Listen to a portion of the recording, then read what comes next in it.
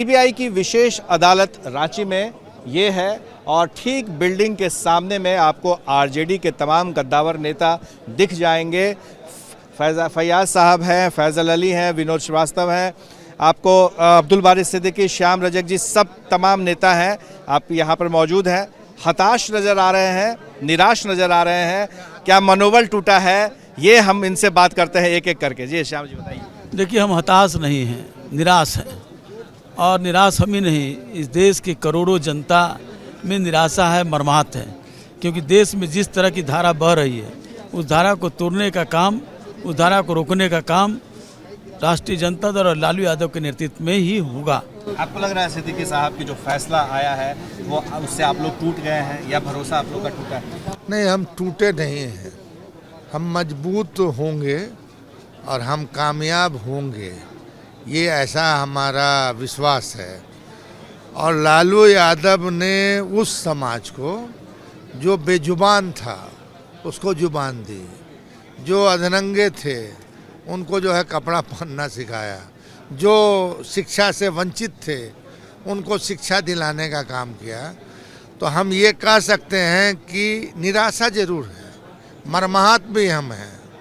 और हम ही मर्माहत नहीं हैं, हम तो मान लीजिए उनके पार्टी के एमएलए मंत्री रहे हैं और कार्यकर्ता हैं, मगर जो लोग भावनात्मक रूप से जुड़े हुए हैं लालू जी से, ऐसे करोड़ों लोग जो है आज बहुत दुखी होंगे। उसमें बहुत सारे लोग रो भी रहे होंगे, मगर हम उनको भी कहेंगे कि साहब दुखी होने की बात नहीं है। सत्य जो है में तकलीफ होती है जरूर, मगर विजय अक्सर सत्य की होती है। आप कह रहे हैं कि विजय सत्य की होगी, लेकिन विनोद जी आप तो साए की तरह साथ रहे हैं, हमेशा से लगातार रहे हैं। आपको लग रहा है कि लालू जी जितनी सेहत खराब है उससे और परेशानी बढ़ेगी उनको? देखिए, काफ़ी उनकी सेहत खराब है। ये हम लोग उनसे काफ़ी जुड़े हुए हैं, ये जानते हैं कि काफ़ी वो अस्वस्थ रह रहे हैं। इसलिए उम्र के तकाजा को देखते हुए उनको रिहाई कर देना चाहिए न्यायाधीश महोदय को। ये काफ़ी वो बीमार रह रहे हैं, इसलिए बिहार के गरीब के करोड़ों करोड़ का आज दुआ उनके साथ है। बहुत गरीबों को उन्होंने ऊपर राजनीति में उठाया है, बहुत गरीबों को उन्होंने आवाज़ दिया, बहुत वर्कर को उन्होंने नेता बनाया है। इसलिए लालू यादव जी को आज कार्यकर्ताओं के बीच रहने की ज़रूरत है।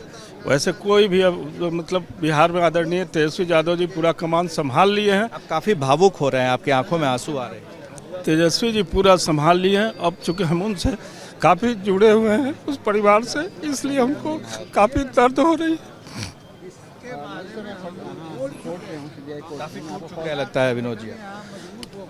नहीं, चूँकि कोई उन पे दोष नहीं थी, फिर भी ज़बरदस्ती देश के बड़े बड़े लोग लूट करके विदेश चले गए और कुछ उन पर चार्जेज नहीं था, तब भी उनको लगातार जेल में रखा जा रहा है। ये तो पूरा देश का गरीब जान गया है कि उनको क्यों रखा जा रहा है। पूरे देश के गरीब गुरबा सब समझ गया है कि उनको क्यों सज़ा दिया जा रहा है। इसलिए कि गरीबों की आवाज़ थे, बुलंदी से पूरे देश को सांप्रदायिक दंगा कभी होने नहीं दिए, पूरे देश को एकदम मजबूती से बांध कर रखे। इसलिए कैसे क्या हो रहा है ये पूरा देश की गरीब जनता जान रही है।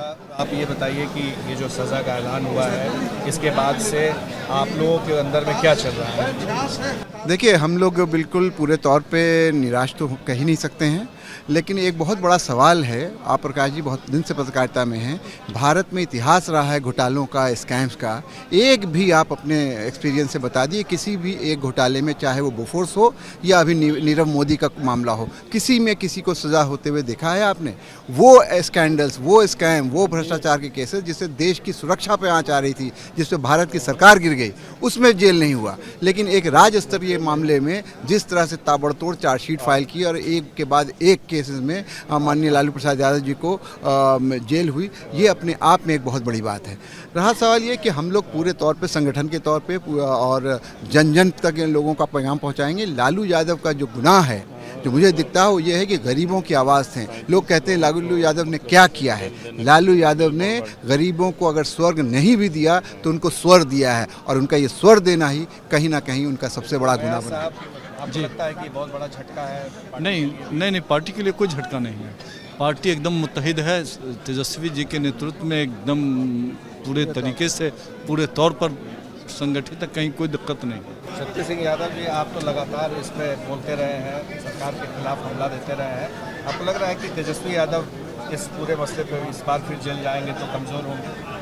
देखिए, आदरणीय लालू प्रसाद जी को, राष्ट्रीय जनता दल को तोड़ने की लगातार नापाक कोशिश की गई है, लेकिन राजद कभी टूटी नहीं। राजद हौसला के साथ आगे बढ़ता रहा।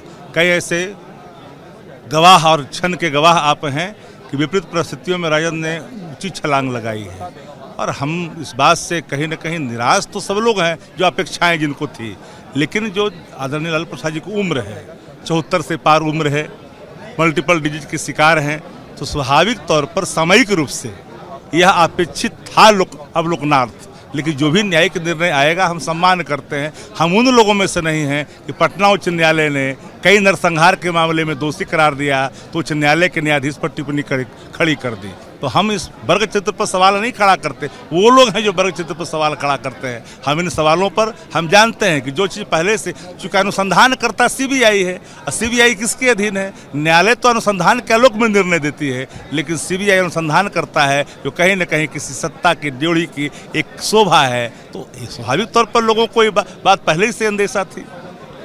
आपने सुना आरजेडी के तमाम बड़े नेताओं को जो पटना से इनके साथ आ रहे हैं, और अंदर में निराशा ज़रूर है, लेकिन आने वाले वक्त में ये उनके साथ खड़े होकर के और अपनी पार्टी को, बल्कि तेजस्वी को जो नेता हैं उनको मजबूत करेंगे। हमारे सहयोगी विकास और शैलेश के साथ प्रकाश कुमार, एबीपी न्यूज़, रांची।